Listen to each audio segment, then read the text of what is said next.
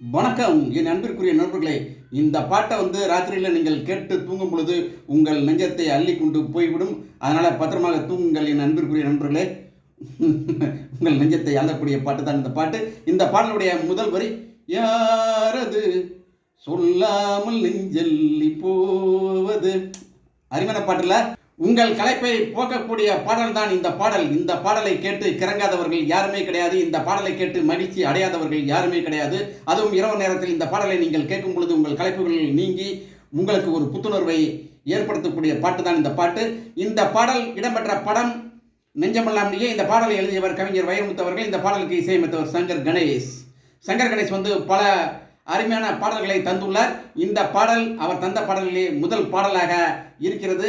இது போன்ற பல பாடல்களை அவர் தந்துள்ளார். பாலைவன சோலையில் மேகமே மேகமே என்ற பாட்டு அவர் போட்ட பாட்டுகளிலே மிகவும் அருமையான பாடல். இந்த பாட்டு என்னுடைய இன்பாக்ஸில் இருக்குது, தட்டி கேட்டு பாருங்கள். உங்கள் நெஞ்சத்தை அள்ளி கொண்டு போவது மட்டுமல்ல, உங்கள் நெஞ்சத்தை இதுவரை அள்ளி கொண்டு போனவர்களை பற்றியும் ஞாபகம் உங்களுக்கு வரும் இந்த பாடலை கேட்கும் பொழுது. அதுதான் இந்த பாடலுடைய ஒரு ஸ்பெஷாலிட்டி. இந்த பாட்டில் கவிஞர் வைரமுத்து அவர்கள் ஒரு அருமையான வரிகளை எழுதியிருப்பார்.